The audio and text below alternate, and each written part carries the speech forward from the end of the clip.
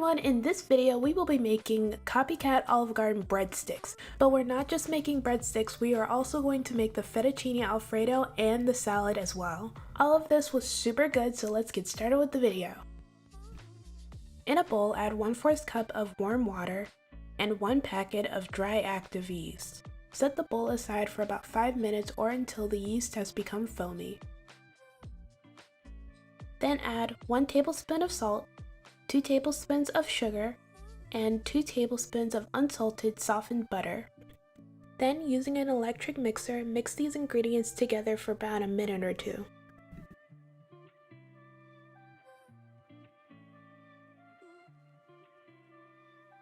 Then add 4 1/4 cup of all-purpose flour and 1 1/4 cup plus 2 tablespoons of warm water.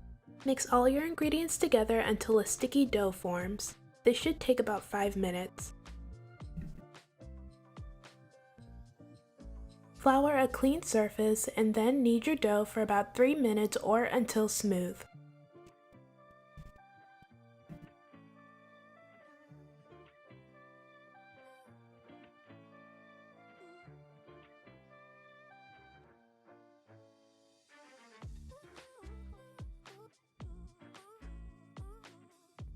When you finish kneading your dough, roll it into a 2-foot long log.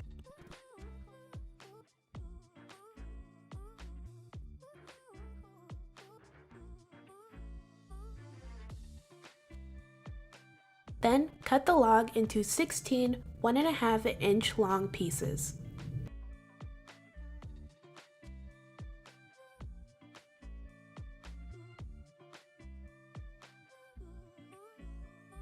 Then, knead and shape each piece into a 7-inch long breadstick.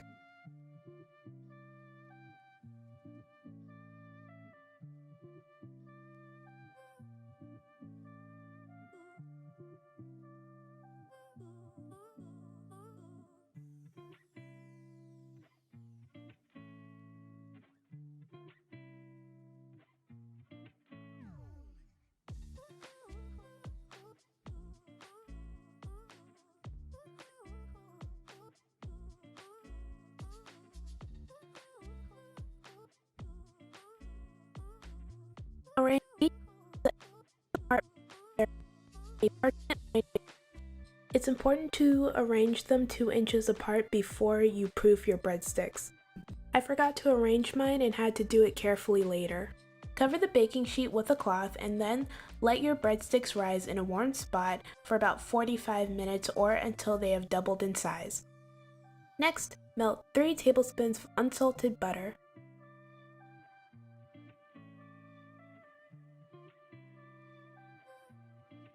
Then brush your breadsticks with the melted butter.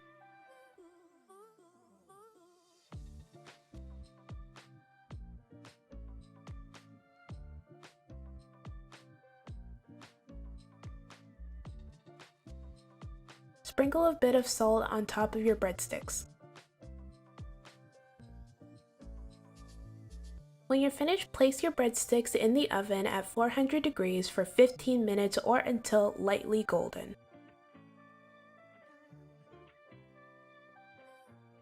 Next, using the remaining butter from before, add 1/4 teaspoon of garlic powder, 1/4 teaspoon of oregano, and 1/4 teaspoon of basil.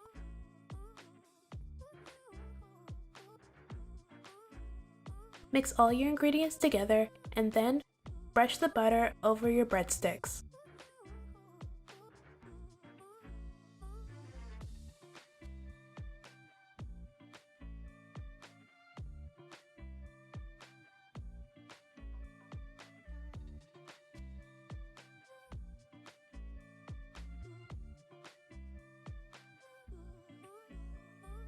When you're finished, set your breadsticks to the side.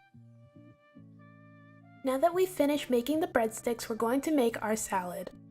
Begin by preparing your ingredients. Chop 1 or 1/2 a head of lettuce.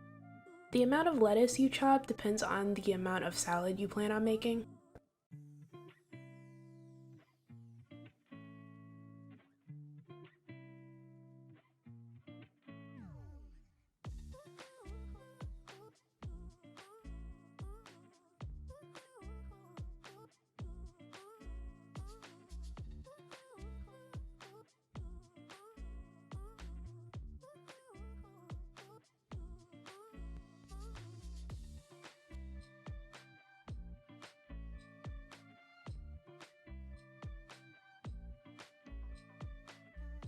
Next, slice 2 to 3 Roma tomatoes.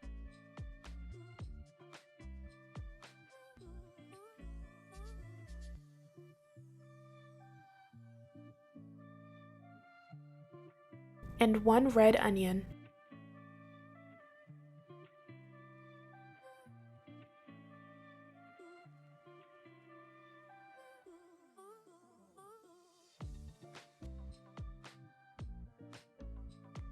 When you're finished, place your lettuce in a bowl, add your red onions, tomatoes, half a cup of black pitted olives, 3/4 cup of croutons, 3 to 5 pepperoncini peppers, and 1/4 cup of Parmesan cheese.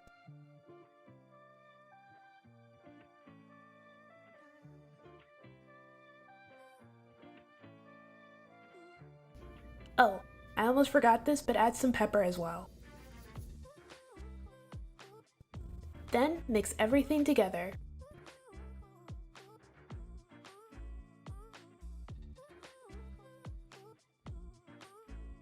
And that's it, you are all finished. Once you're ready to eat, you can go ahead and add your Olive Garden salad dressing.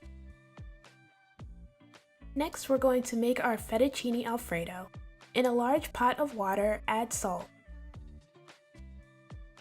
Bring the water to a boil and add your fettuccine noodles. Cook your noodles for however long it says to on the box. While our noodles are cooking, we're going to make our sauce. In a large pan over medium heat, melt 1 stick of butter. When your butter is melted, add 1 tablespoon of minced garlic. Cook the garlic in the butter for about 30 seconds to a minute. Then add 2 cups of heavy cream. Mix everything together until well combined, and then let your sauce simmer until it becomes thick. Once your sauce is thick, add 1½ cups of Parmesan cheese. Then mix everything together until well combined. Then add a ½ teaspoon of salt, 1/4 teaspoon of pepper, 1/4 teaspoon of onion powder, and 1/4 teaspoon of garlic powder.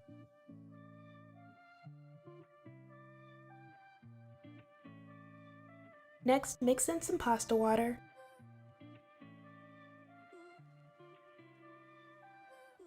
and then add your noodles.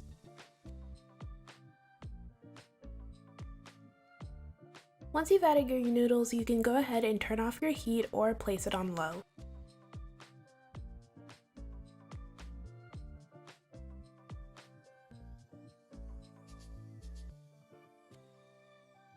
While you're mixing your noodles into the sauce, add 1 tablespoon of freshly chopped parsley.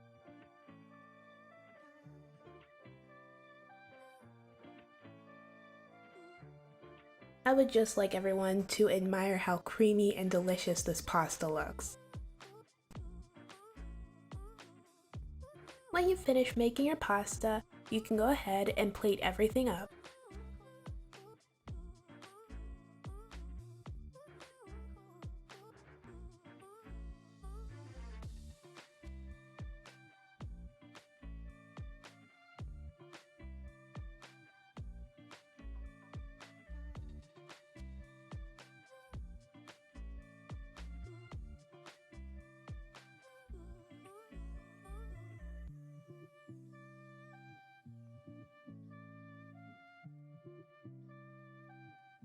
And this is the finished result. Everything came out great. I totally should have broke open the breadstick, but I forgot. But take my word for it, it tastes delicious. The breadsticks were a bit crispy on the outside, but so soft on the inside. Everything tasted and smelled delicious. Especially the fettuccine. The fettuccine was so creamy and good. The salad was delicious too. I mean, the whole thing was just great. This was way better than Olive Garden. 10 out of 10 would recommend and make again. Alright, that's it for this video. Thank you guys so much for watching. I really hope you enjoyed. Everything I used in this video will be down in the description below. Don't forget to like, comment, and subscribe. Bye!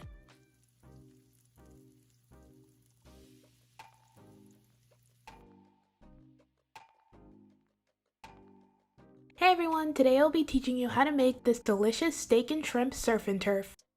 This came out beautifully and I can't wait to show you guys, so let's get started with the video. Begin by peeling 4 russet potatoes.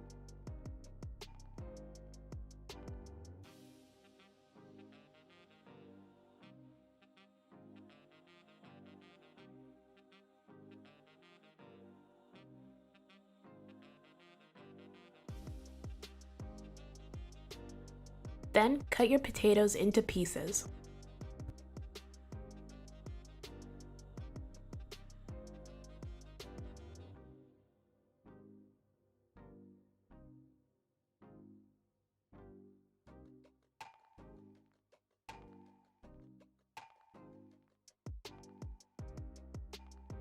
When you finish cutting up your potatoes, place them in a large pot. Then add water and 1 teaspoon of salt into your pot and bring it to a boil.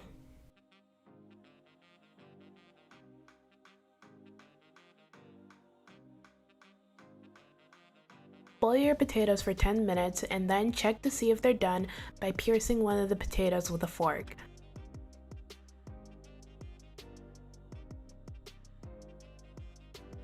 When your potatoes have finished cooking, drain the water from the pot. Then mash your potatoes.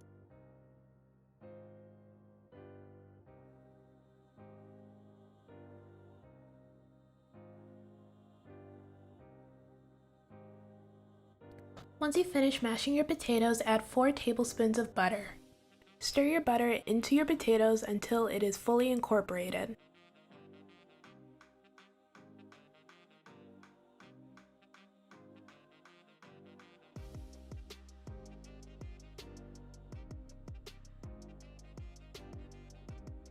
While I was mixing the butter into my potatoes, I noticed that my potatoes had a few lumps, so I decided to cream them through a fine mesh strainer. I don't have a potato ricer, so using a strainer was my next best option, and it worked out perfectly.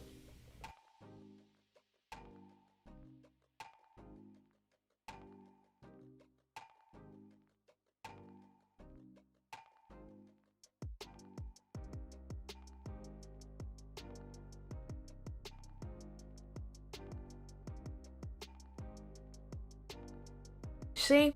That is way fluffier than before. Okay, so after that I placed my potatoes back into the pot.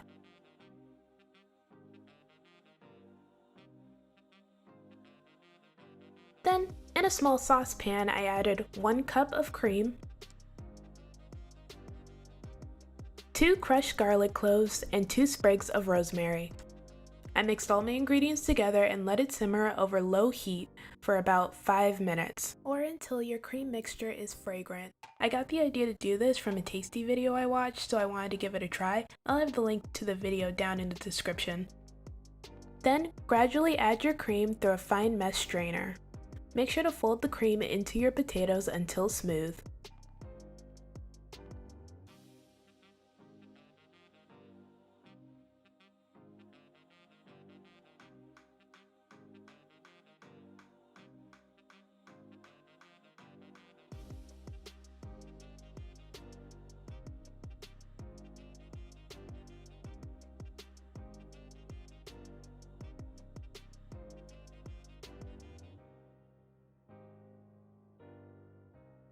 Once you've added your cream, fold in 1/4 cup of sour cream,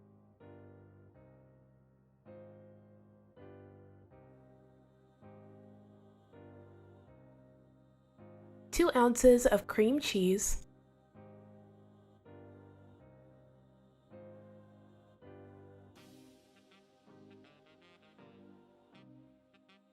a 1/2 teaspoon of salt, and 1/4 teaspoon of pepper.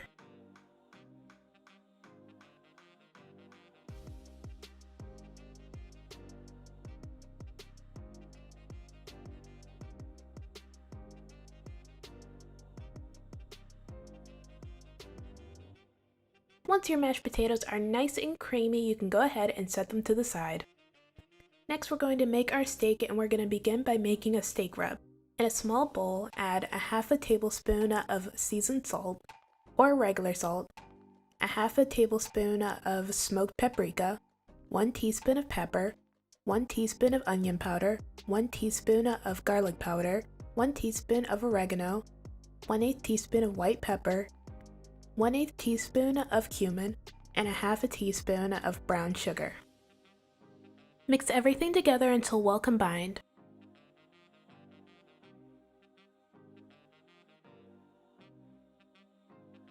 When you're finished, set your steak rub to the side. Next, take out your steak. Make sure to take out your steak 30 minutes before you begin cooking it. That way your steak will be at room temperature and it will cook more evenly. Now rub some olive oil all over your steak. Oh, by the way, the steak I'm using is a ribeye steak.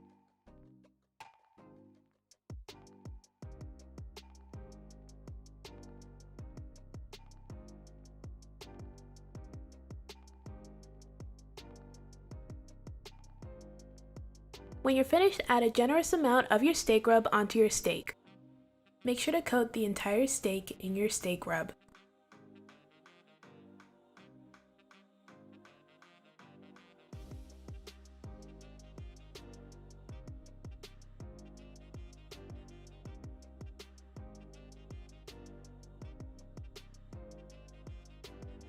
When you're finished, set your steak to the side.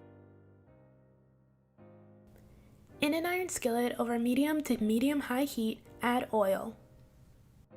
When your pan is almost smoking, add your steak. When you're placing your steak in the pan, place it away from you so you have more control and you prevent splashing any oil onto your arms. This is optional, but you can also add a bit more steak rub onto your steak. Cook your steak for 2 minutes on each side. By the way, if you're not a huge fan of the fat on a steak, you can trim it beforehand and you can sear the fatty side so you can render it. When you flip your steak, add 2 to 3 tablespoons of butter, 2 sprigs of rosemary, 2 sprigs of thyme, and 2 cloves of garlic.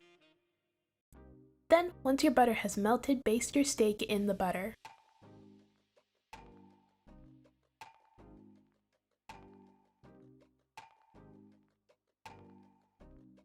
When you finish cooking your steak, place it inside the oven at 375 degrees for 6 to 12 minutes.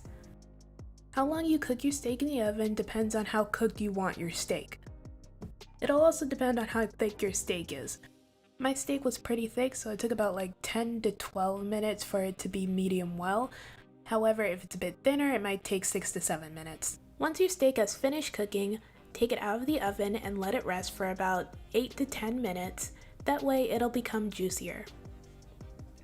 Next, we're going to prepare our shrimp. Peel and devein 7 large shrimp.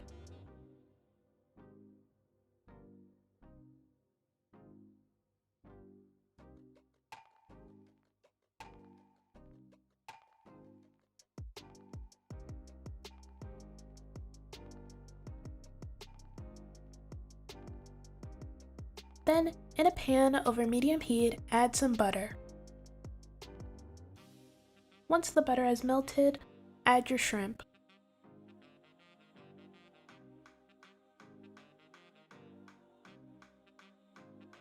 Then season your shrimp. I seasoned my shrimp with Old Bay, pepper, onion powder, garlic powder, and paprika. Then saute your shrimp for about 4 to 5 minutes.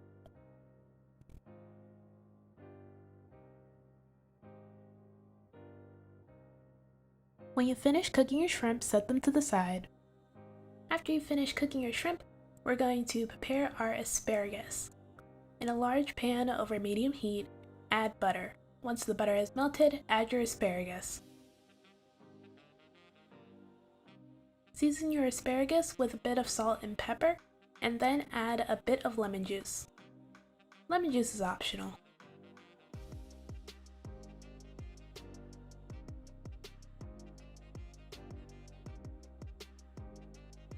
Cook your asparagus until they are tender and a bit flimsy. After you finish cooking your asparagus, you can plate everything together.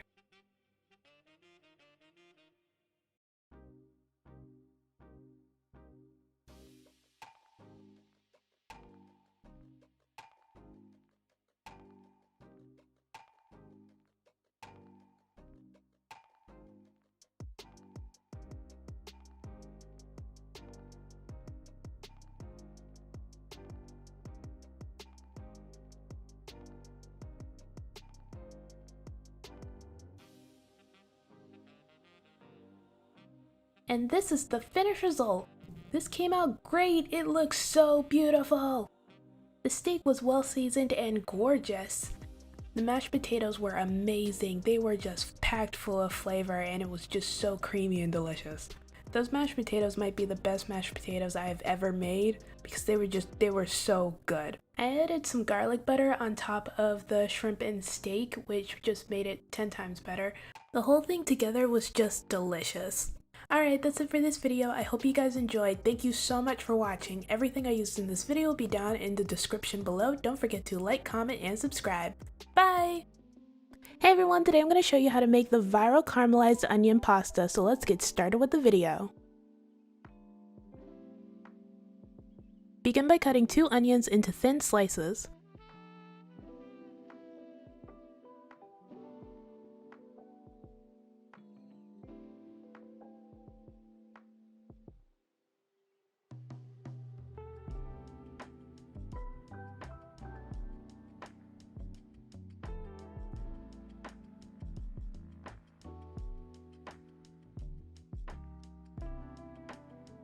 When you're finished, set the onions to the side until you're ready to use them. Next, in a large pot filled with water, add salt. Bring the water to a boil and then add your pasta noodles. I added thin spaghetti noodles. Cook the pasta for however long it says to on the box. While the pasta noodles are cooking, we're going to make the sauce. In a large pan over low heat, add 2 tablespoons of butter and 2 tablespoons of olive oil. Once the butter has completely melted, add the onions you prepared before. Proceed to caramelize the onions by cooking them at low heat and stirring them occasionally for about 30 to 40 minutes.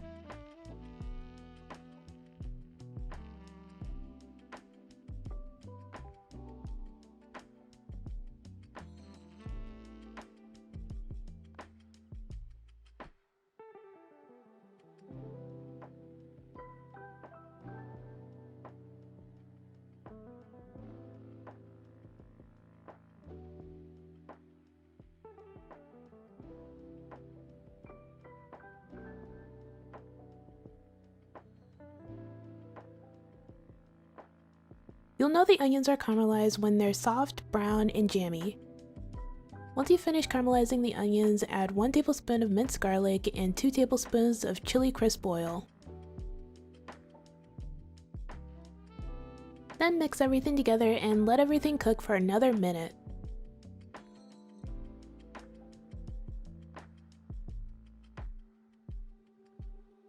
Next, add 2 cups of heavy cream.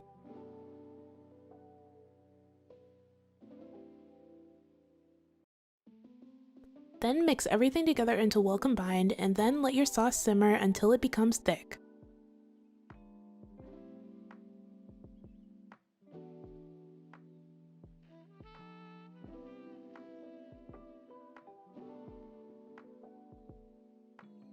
Once the sauce starts to thicken, mix in a half a cup of Parmesan cheese.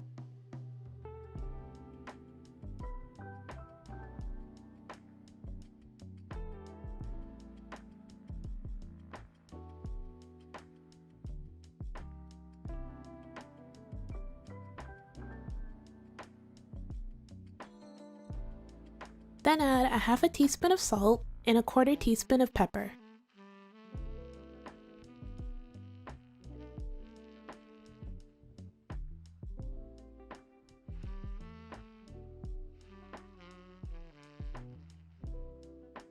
Once you finish making the sauce, turn off the heat and add your pasta noodles.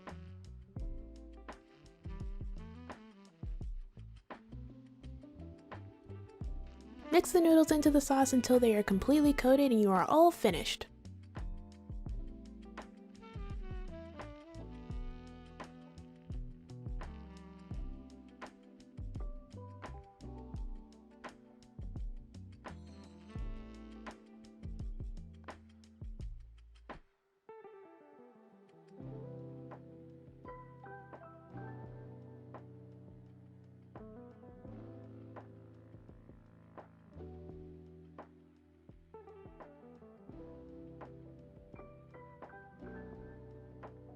Now all you have to do is plate it up.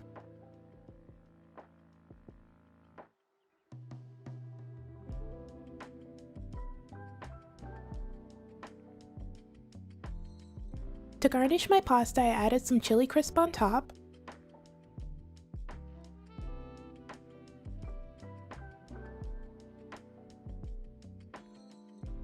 Then I added some Parmesan cheese and parsley on top as well.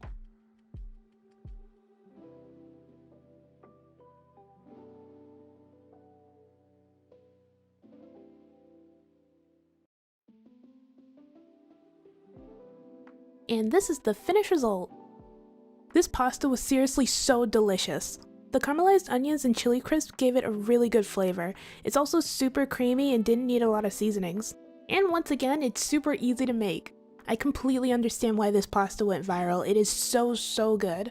Alright, that's it for this video. Thank you guys so much for watching. Everything I used in this video will be down in the description below. Don't forget to like, comment, and subscribe. Bye!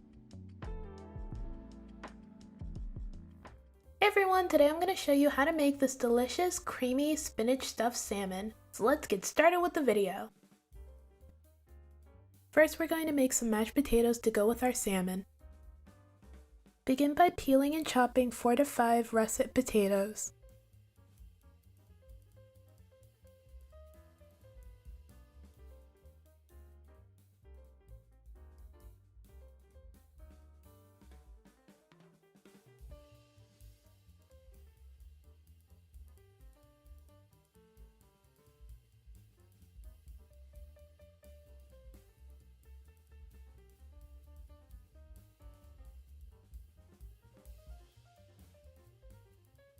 When you're finished, place them in a pot and then add water.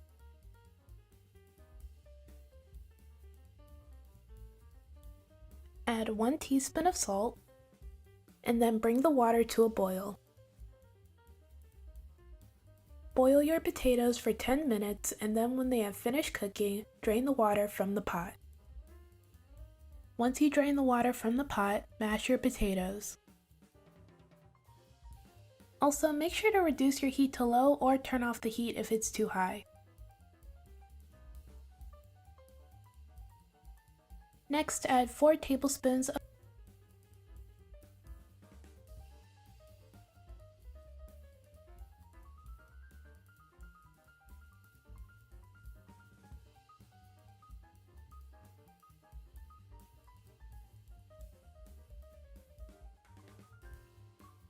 Next, gradually add 1 cup of heavy cream. This is optional, but I usually like to add crushed garlic and rosemary to my heavy cream and then let it simmer for about 5 minutes. It adds a bit more flavor to the cream and to the mashed potatoes.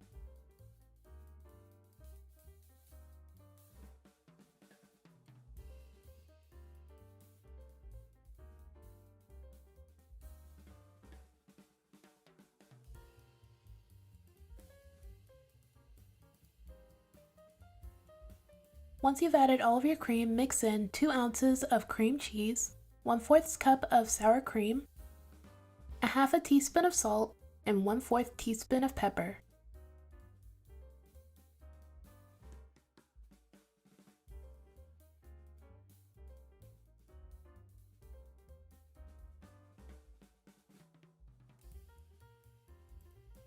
Now that the mashed potatoes are done, we can move on and make our stuffed salmon. In a pan over medium heat, cook 4 slices of bacon.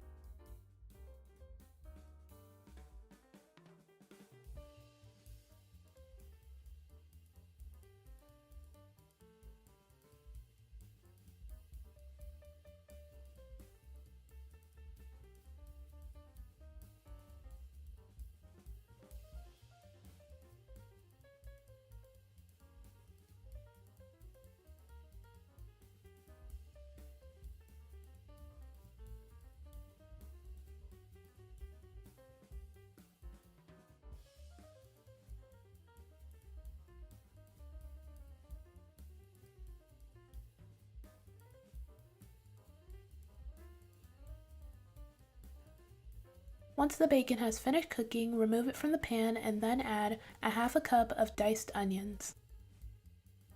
Proceed to cook the onions for about 5 minutes. After cooking the onions, add about 2 teaspoons of minced garlic and then cook everything together for about 1 to 2 minutes. After cooking your onions and garlic, add 4 ounces of spinach. Cook the spinach for about 3 to 5 minutes or until it has completely wilted.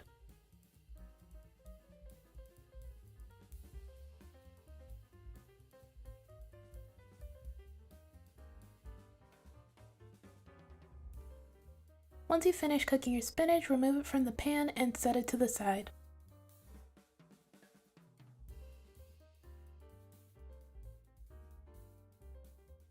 Next, chop up the bacon you cooked before.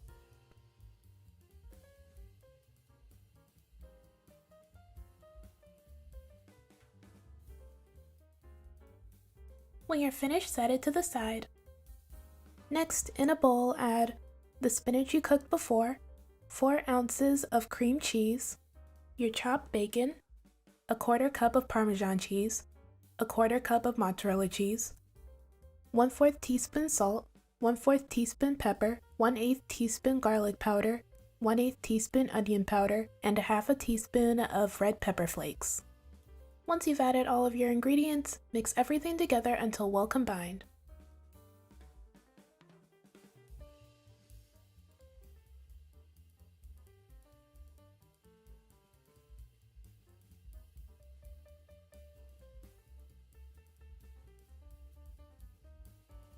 When you're finished making your filling, set it to the side. Next, take 2 pieces of salmon and cut a pocket on the side of the salmon. Make sure not to cut too deep or too far, or your salmon might come apart when you're stuffing it or when you're cooking it. You just need to cut the pocket big enough to add a good amount of your filling.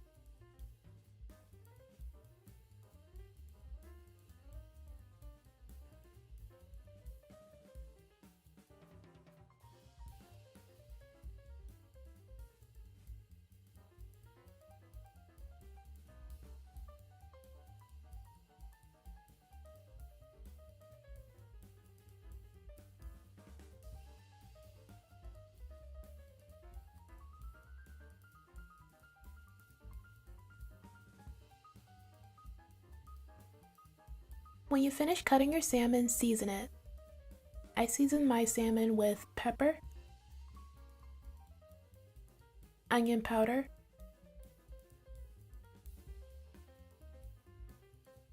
garlic powder,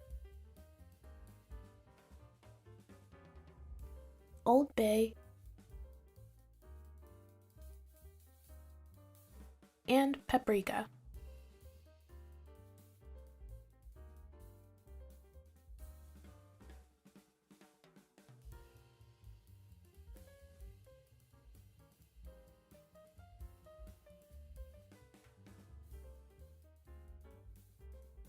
When you have finished seasoning your salmon, stuff a good amount of your filling into the salmon. Make sure not to add too much filling or you might overstuff the salmon.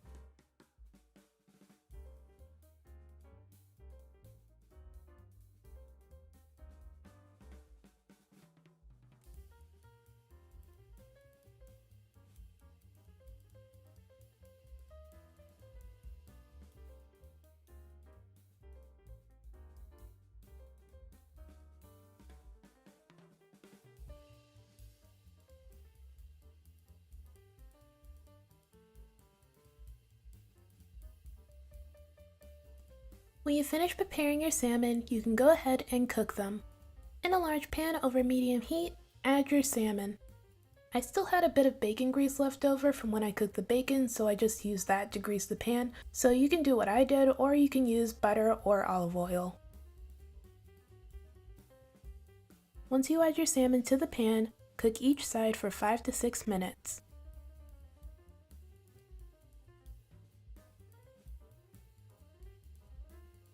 Once your salmon has finished cooking, flip it over again and then add about 2 to 3 tablespoons of butter and a sprig of rosemary and a sprig of thyme. Then baste your salmon in the butter.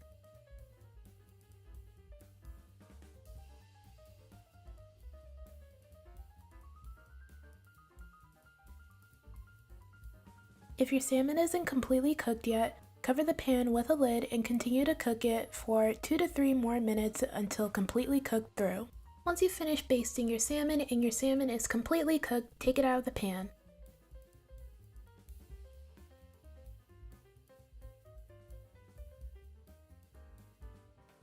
Now that everything is finished cooking, all you have to do is plate it up and enjoy. And this is the finished result.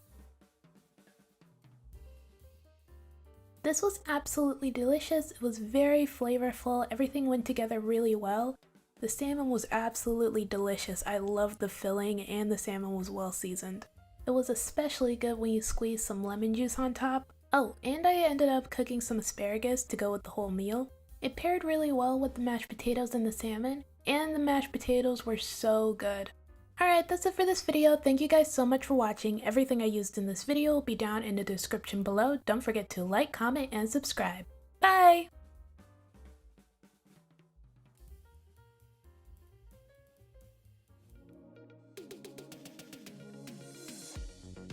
Hey everyone, today I'll be teaching you how to make Bolognese pasta. This pasta was really good and I can't wait to share the recipe with you guys, so let's get started with the video.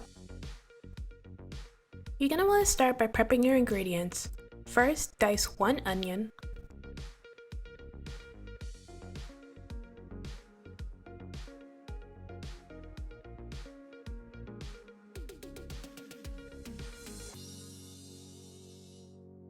One rib of celery.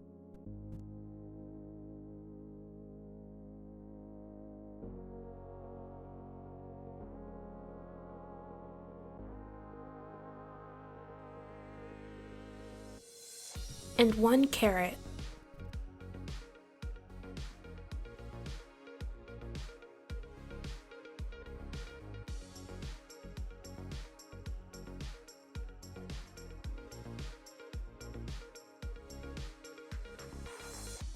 Next, shred some Parmigiano Reggiano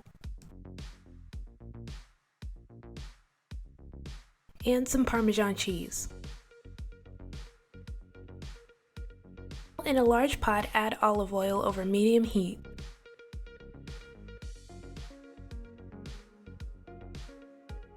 Then add 1.5 pounds of ground meat. I'm using turkey meat, but you could use beef.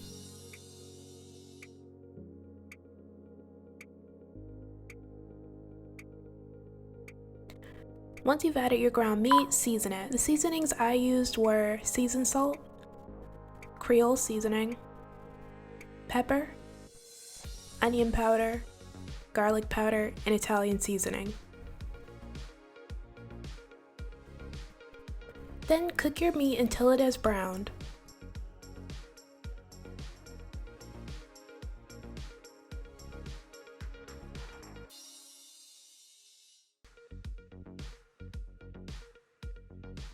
Once your ground meat is cooked, take it out of the pan and set it to the side.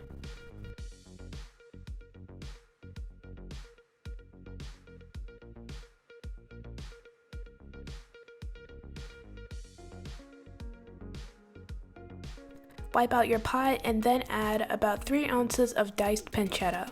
Cook your pancetta for 6 to 8 minutes or until crispy. You should be able to get pancetta from the deli at your local grocery store, which is where I got mine. Make sure to ask for thick slices or the dinner cut, and then dice it at home.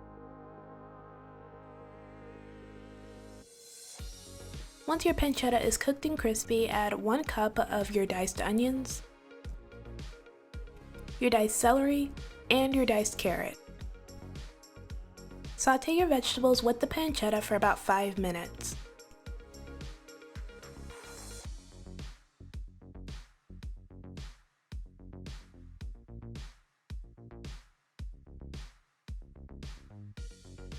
Once you've sautéed your vegetables, add your ground meat back into the pot.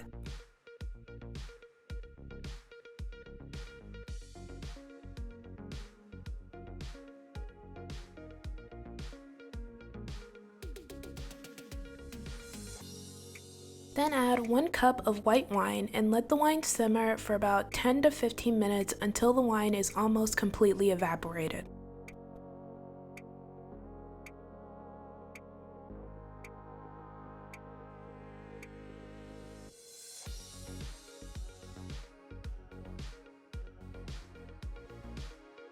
After that, add 1/3 cup tomato paste. Then stir your tomato paste in with everything and let it cook until it is darkened.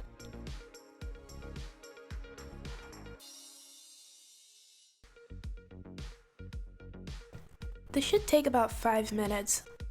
When you're finished, add 28 ounces of crushed tomatoes,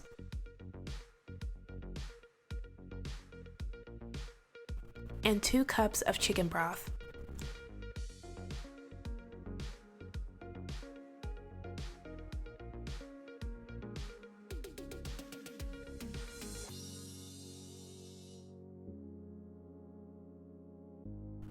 Next, add 1/8 teaspoon of nutmeg and 2 bay leaves.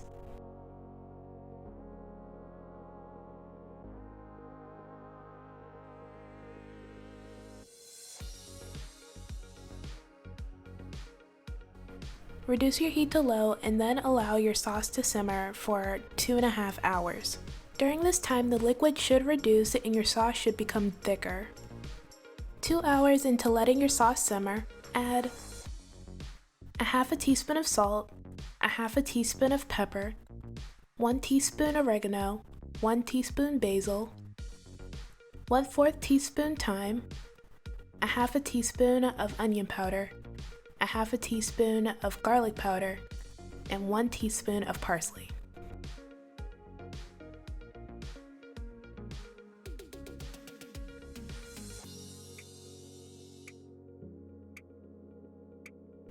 Next, stir in 1 cup of milk.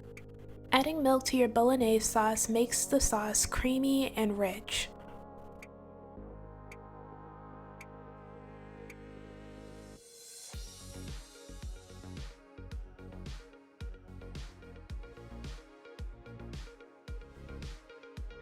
Once you've stirred in your seasonings and your milk, let your sauce simmer for 30 more minutes. After 30 minutes have passed, take out your bay leaves,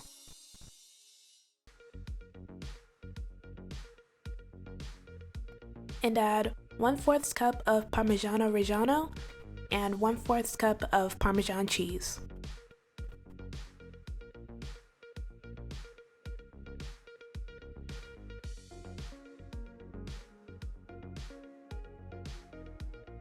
And that's it, you are all finished making your Bolognese sauce. Now we can cook our pasta noodles. In a large pot of water over high heat, add salt.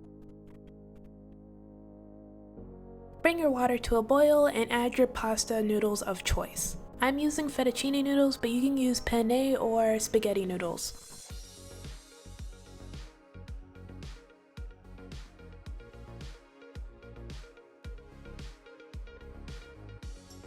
And make sure to save some pasta water for later. Once your pasta is finished cooking, in a pan over medium-low heat, add some spoonfuls of your sauce.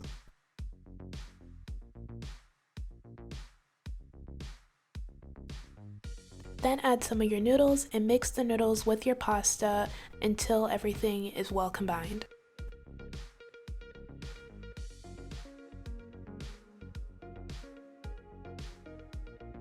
Don't forget to add a bit of your pasta water.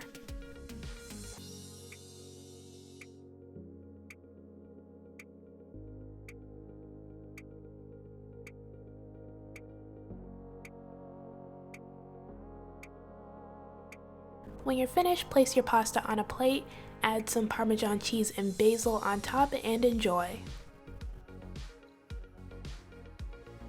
And this is the finished result. The pasta was delicious. The sauce was rich, creamy, and flavorful. Bolognese sauce is pretty different from traditional spaghetti sauce, which is very apparent considering that celery, carrots, and milk were added into the sauce.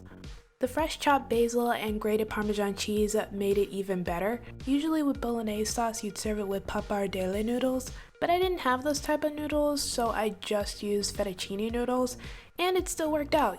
Like I said, you could also use spaghetti or penne noodles. I've even seen people use rigatoni, so I don't think the noodles matter that much.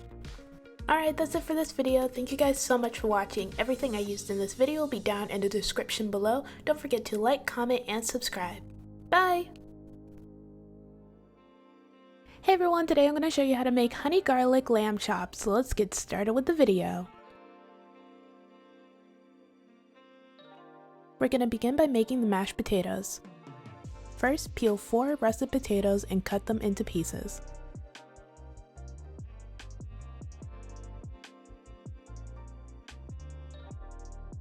Then place the potatoes in a large pot and add water and 1 teaspoon of salt. Then bring the water to a boil. Boil the potatoes for 10 minutes. You'll know they're done cooking when you can pierce them with a fork. Next, drain the water from the pot and mash the potatoes. Cream the potato through a strainer to get rid of any lumps. You can also use a potato ricer. Once you mash the potatoes, mix in 4 tablespoons of butter.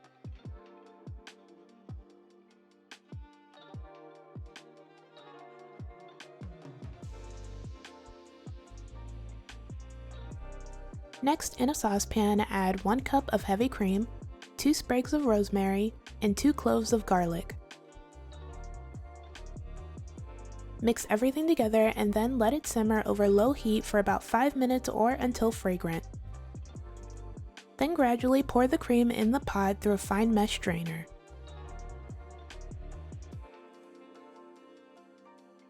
Then fold the cream into the potatoes.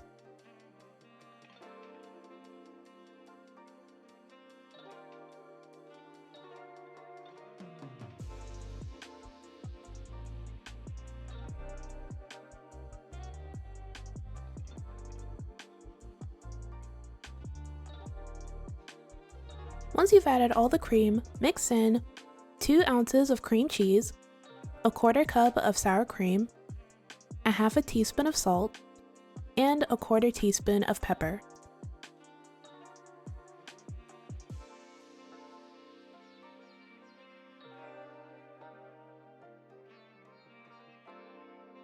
When you're finished making your mashed potatoes, set them to the side.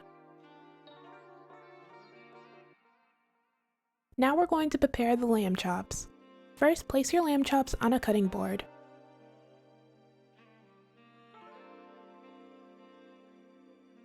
Then coat the lamb chops in olive oil.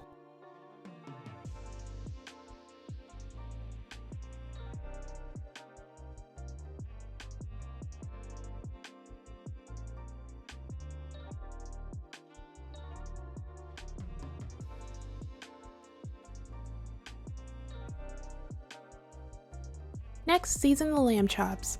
I seasoned mine with seasoned salt, pepper, onion powder, Kinder's Sweet Heat seasoning, and paprika.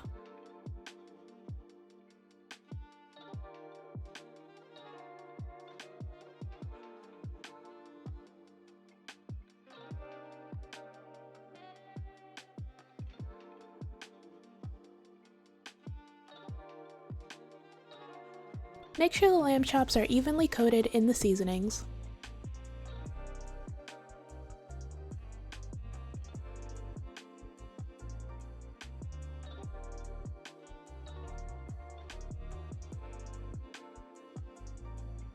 When you're finished, set the lamb chops to the side. Now we're going to make the honey garlic sauce. In a bowl, add 2 tablespoons of honey,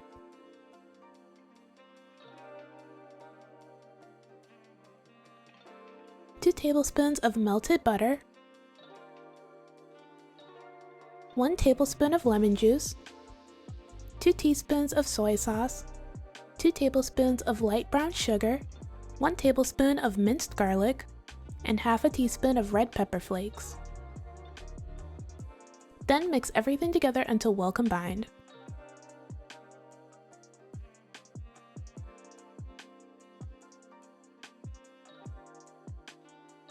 When you're finished, set the sauce to the side. Next, in a pan over medium-high heat, add olive oil.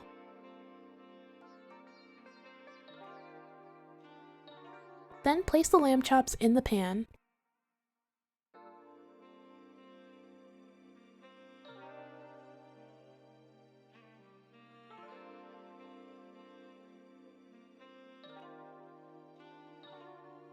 Then sear the lamb chops for 3 to 4 minutes on each side.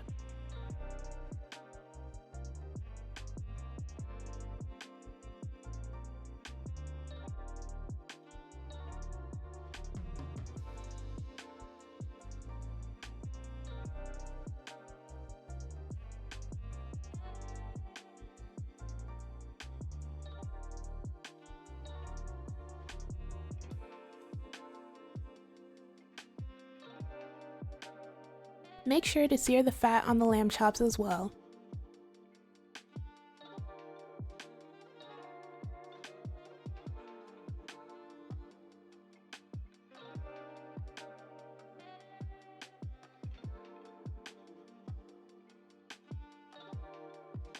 When you're finished searing the lamb chops, remove them from the pan.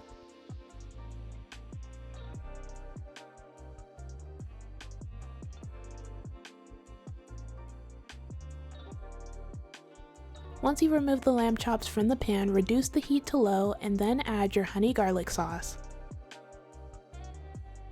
Stir well and then cook the sauce for around 2 to 3 minutes until it becomes thick.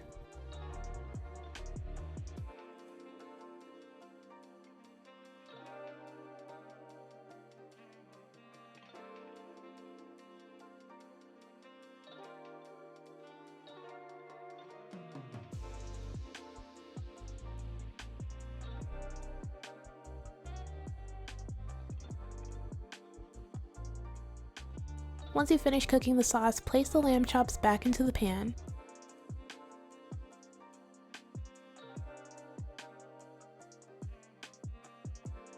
Then coat the lamb chops in the sauce.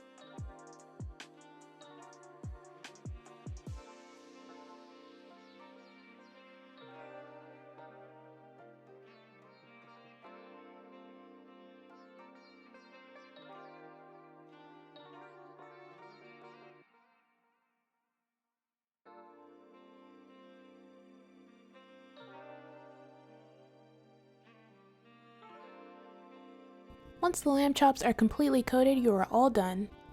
Next, we're going to cook some asparagus to go with our lamb chops. In a pan over medium heat, add 1 tablespoon of butter. Once the butter is melted, add the asparagus in the pan. Season the asparagus with salt, pepper, and lemon juice.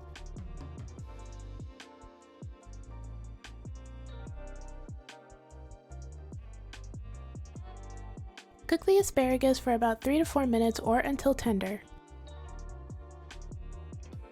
Once the asparagus has finished cooking, take them out of the pan and plate everything up.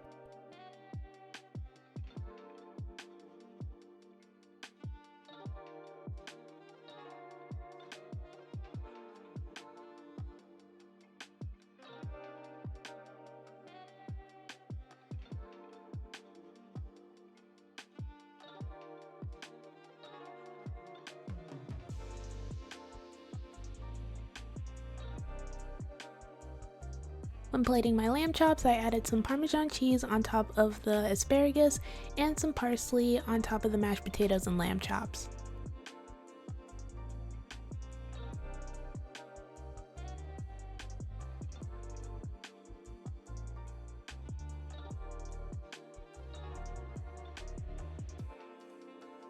And this is the finished result.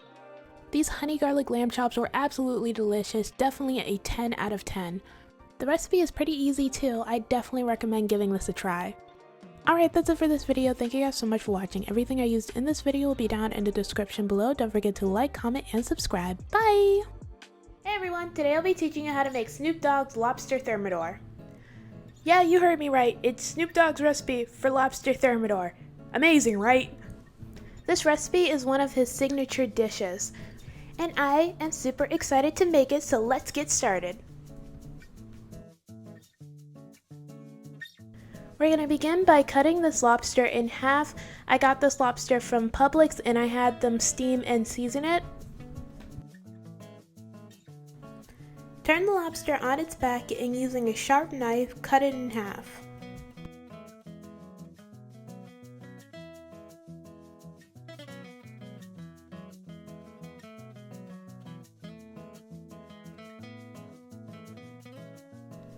Remove the innards of the lobster.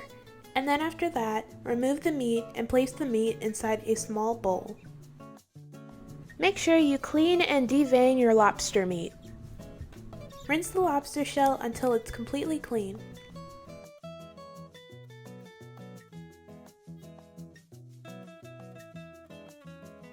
After you've done this with both lobsters, place it on a prepared baking sheet.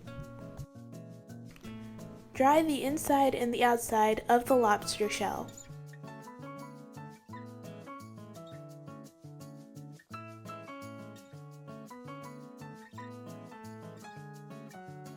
Once dry, set it to the side. Now we're gonna prep our ingredients. Chop up 2 shallots, some green onions, and parsley.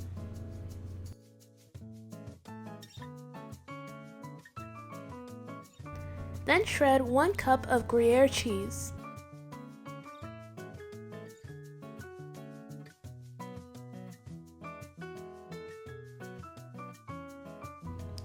Then crush some Ritz crackers. The recipe calls for buttery crackers, and I looked it up, and Ritz crackers are the best buttery crackers, so that's the ones I used.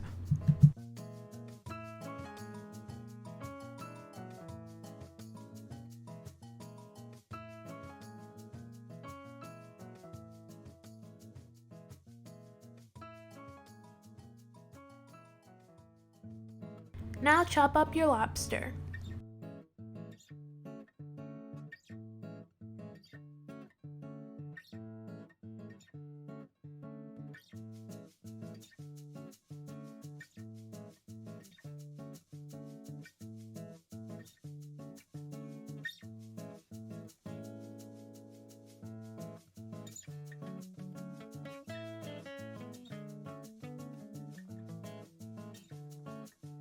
Now that all of our ingredients are prepped and ready to go, we can begin making the dish.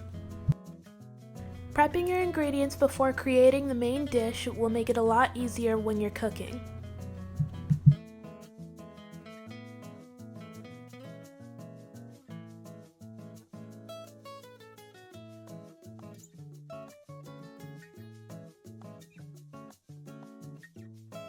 In a skillet over medium heat, melt 4 tablespoons of butter.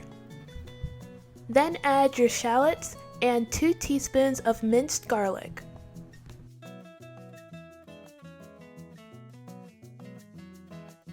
Cook them for 30 seconds. After that, gradually add 1/4 cup of flour and then whisk.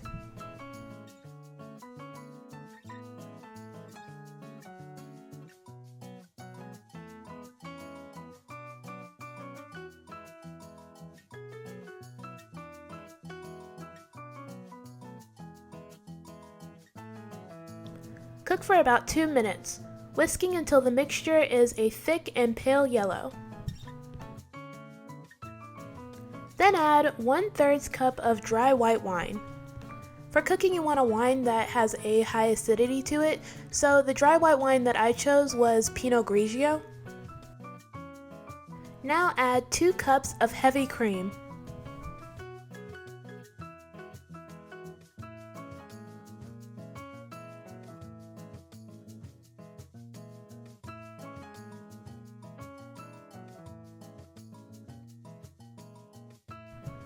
Then add 1 teaspoon of dry mustard, 1 teaspoon of salt, and 1/2 teaspoon of black pepper.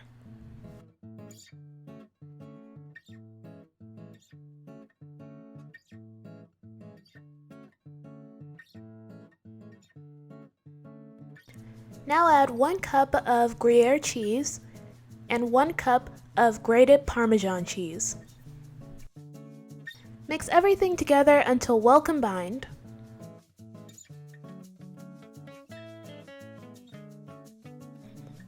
This wasn't in the recipe, but I added 1/2 teaspoon of Creole seasoning and just a little bit of liquid seafood oil.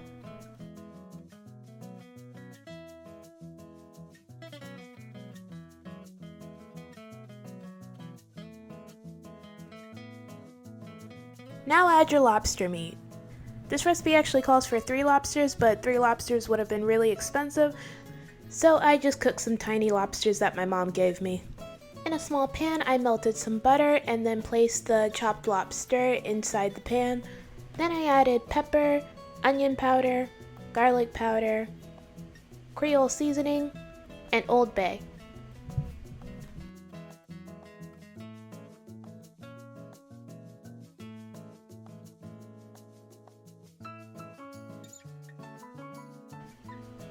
When the lobsters were done cooking, I chopped them up some more and then I placed them inside my mixture.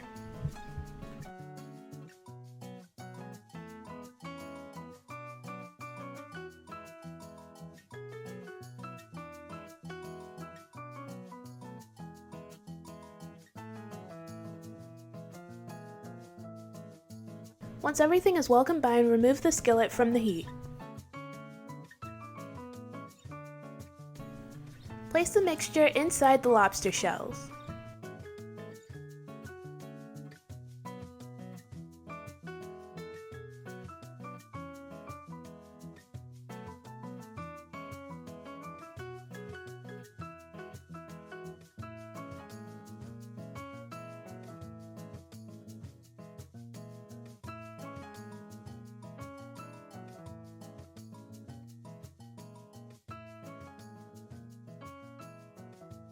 Then sprinkle your crushed crackers on top of each lobster.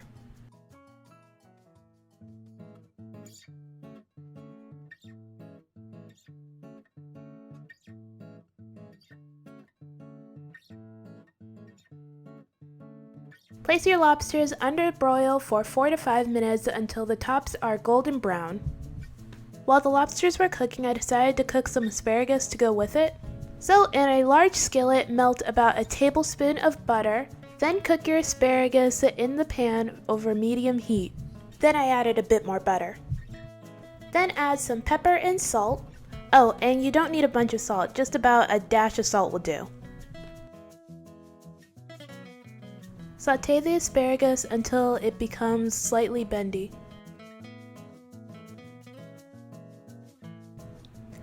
When your lobster is finished cooking, add parsley and green onions and you are all finished.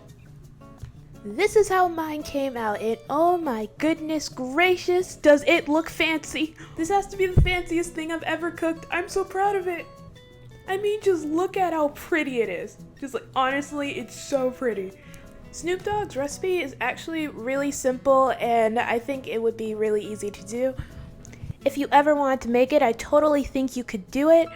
I had no idea Snoop Dogg could cook like this before, and now I'm just extremely impressed. Thank you so much for watching the video. Everything I used will be in the description below. Don't forget to like, comment, and subscribe. Bye! Hey everyone, today I'm going to show you how to make cowboy butter steak bites with mashed potatoes, so let's get started with the video.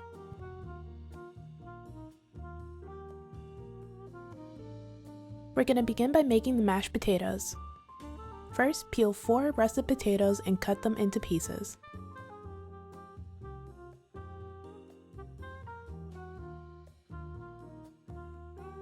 Then place the potatoes in a large pot and add water and 1 teaspoon of salt. Then bring the water to a boil. Boil the potatoes for 10 minutes. You'll know they're done cooking when you can pierce them with a fork. Next, drain the water from the pot and mash the potatoes. Cream the potato through a strainer to get rid of any lumps. You can also use a potato ricer. Once you mash the potatoes, mix in 4 tablespoons of butter.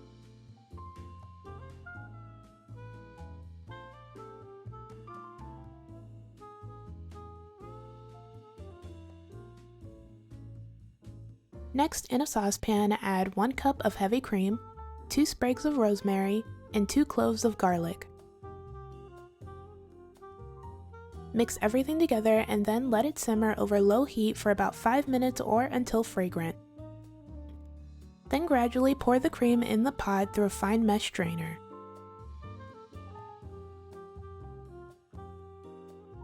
Then fold the cream into the potatoes.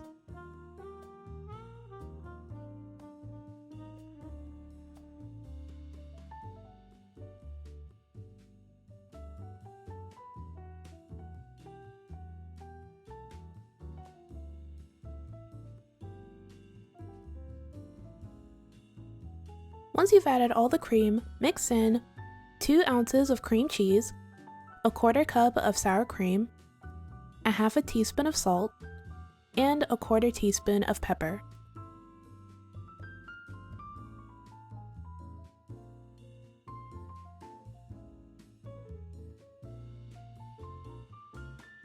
When you're finished making your mashed potatoes, set them to the side.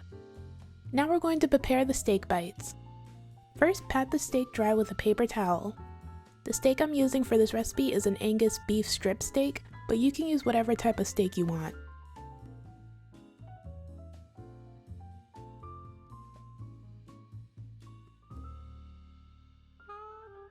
Next, cut the fat off the steak.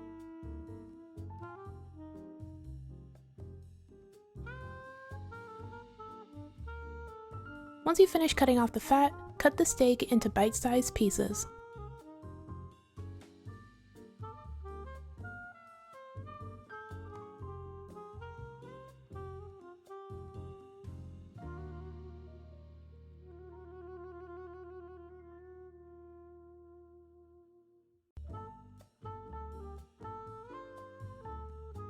When you're finished, place the cut up steak in a bowl.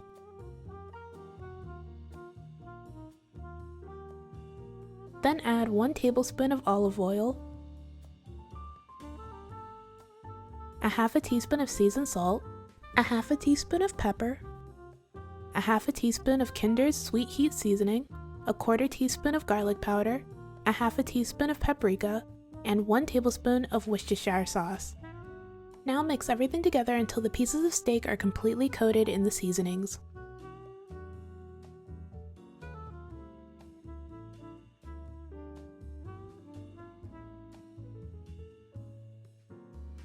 When you're finished, you can begin cooking the steak.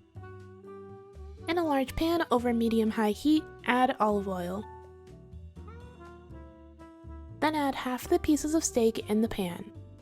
The reason we're only adding half is because we're going to cook the pieces of steak in batches so we don't overcrowd the pan.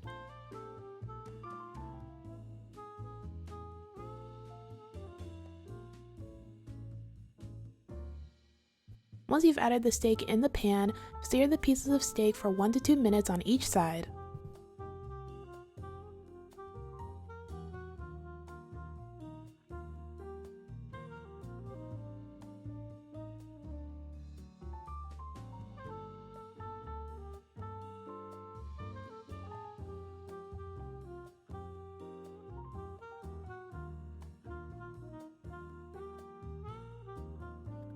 When you're finished cooking the steak bites, remove them from the pan and set them to the side.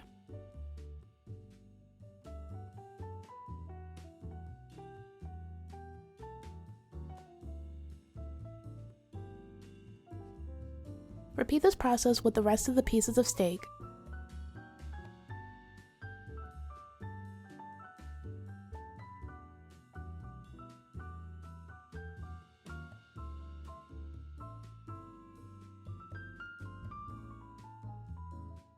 Next, lower the heat and add 1 stick of butter in the pan. While the butter is melting, use a spatula to deglaze the pan.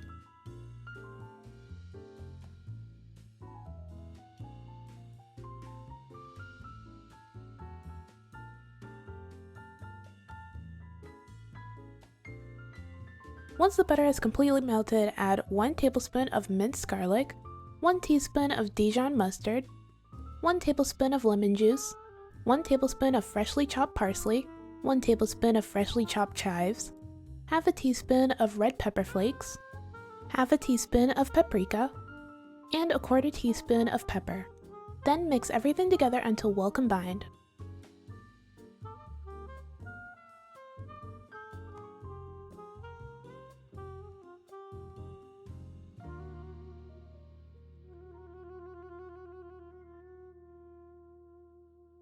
When you're finished making the cowboy butter, add the steak bites back into the pan. Toss the steak bites in the cowboy butter for around 1 to 2 minutes.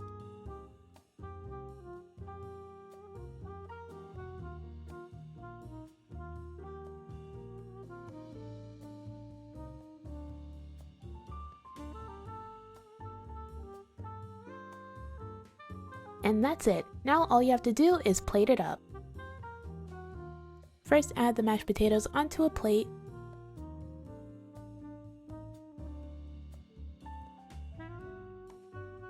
Then add the steak bites on top of the mashed potatoes.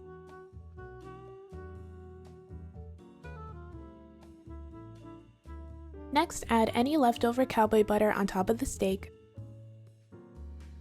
And finally, sprinkle some parsley on top as well.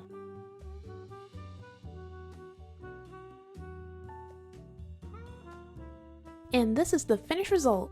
These cowboy butter steak bites were absolutely delicious. The steak bites were cooked perfectly, they were very flavorful and well seasoned. The mashed potatoes were also really good, they were creamy and paired with the steak bites perfectly. This is a great recipe for dinner. I totally recommend it. Alright, that's it for this video. Thank you guys so much for watching. Everything I used in this video will be down in the description below. Don't forget to like, comment, and subscribe. Bye! Hey everyone! Today we will be making Drunken Mussel Pasta. It's creamy, full of flavor, and so delicious. So let's get started with the video.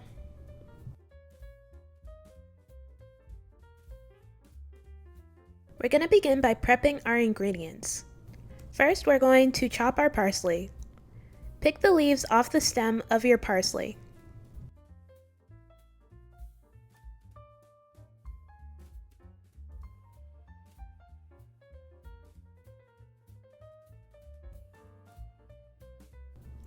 When you're finished, finely chop the parsley.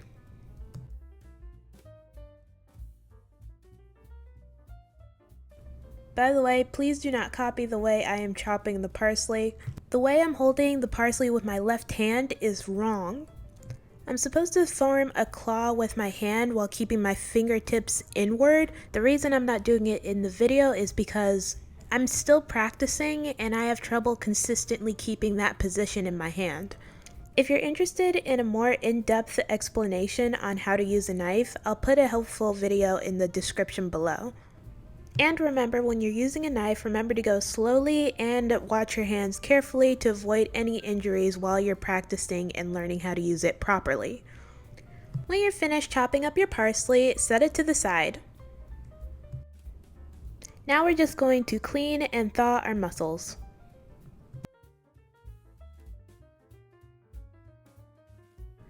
Rinse them off thoroughly and make sure you remove the beard from any mussels. Fish out any mussels that are completely closed. These are the ones that were dead from the start and are unsafe to eat. The mussels that are good to eat are the ones that are slightly open.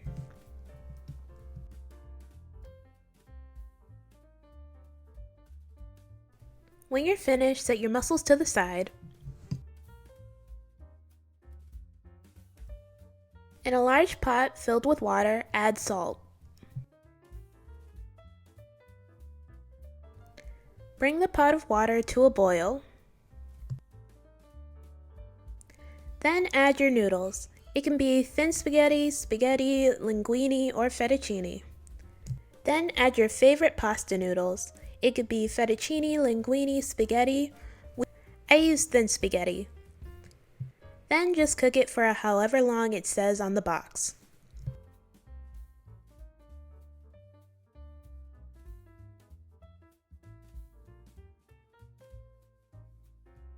When your noodles are finished cooking, drain your noodles and then set them to the side.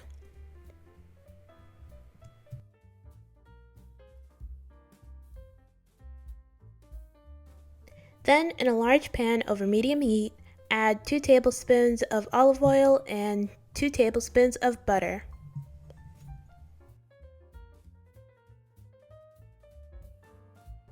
Wait until the butter is melted and then add 1 teaspoon of minced garlic and 1/4 cup of chopped onions.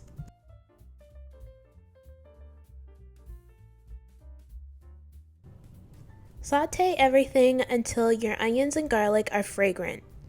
Then add 3/4 cup of white wine.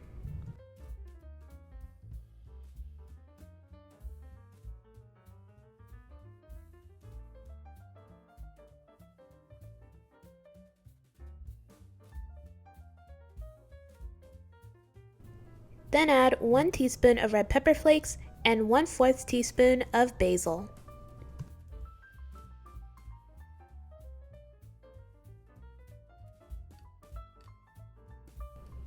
After everything is mixed in and well combined, go ahead and add your mussels.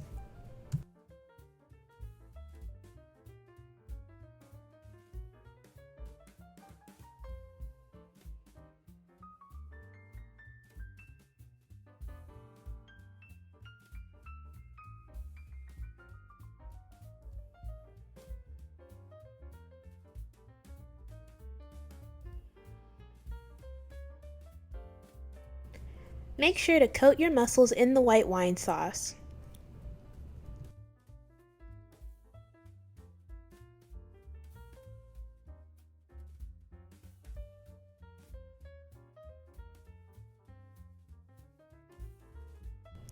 Cook your mussels in the white wine sauce for 5 minutes.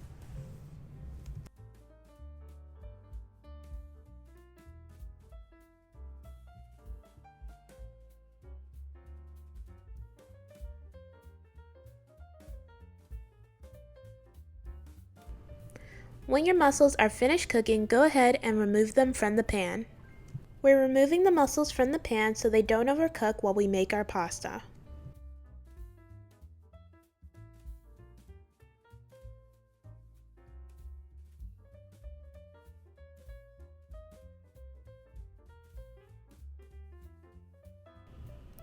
Then add 3/4 cup of heavy cream.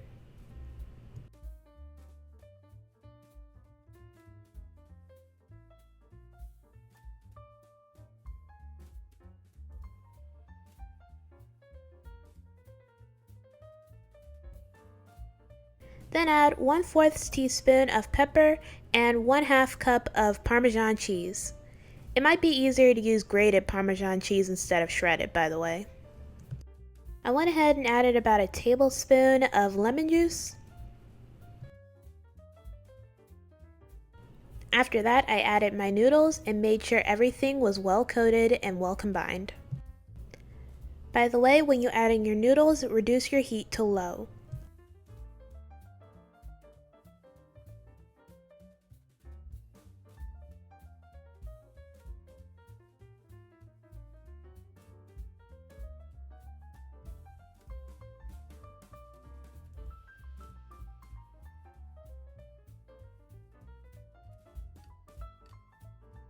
After that, you can add a bit more of your favorite cheeses. I added Italian blend.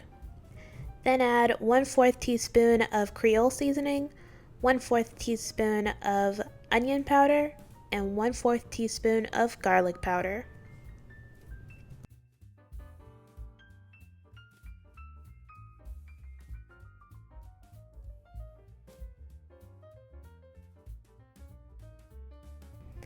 And finally, I added some more pepper, some more red pepper flakes, and our freshly chopped parsley.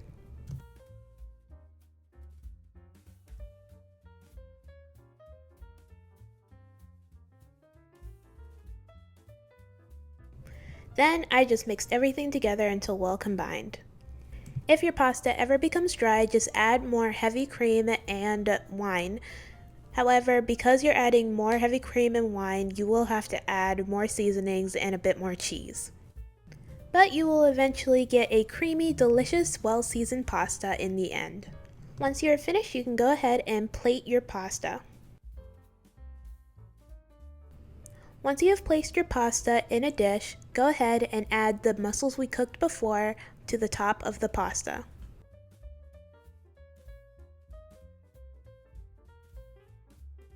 Then add some freshly chopped tomatoes,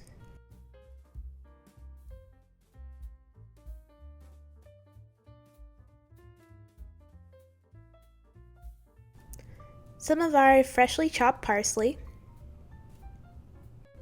and a sprinkle of paprika and red pepper flakes.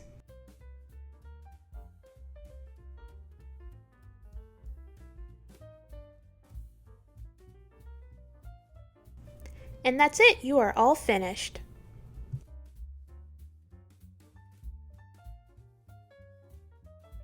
And this is the finished product. The pasta was creamy and delicious and well seasoned. I especially liked adding the tomatoes on top. Adding fresh tomatoes to pasta, it is so good. This was a fairly quick recipe and I really enjoyed making it. By the way, you could totally make the drunken mussels by themselves without the pasta if you want, but I do recommend making the pasta because it does pair well with the mussels. I thought this would be really cool to make for a dinner date, maybe pair it with a side of bruschetta and a salad. I think that would be super delicious. Anyway, that's it for this video. Thank you so much for watching. Everything I used in the video will be down in the description below. Don't forget to like, comment, and subscribe. Bye!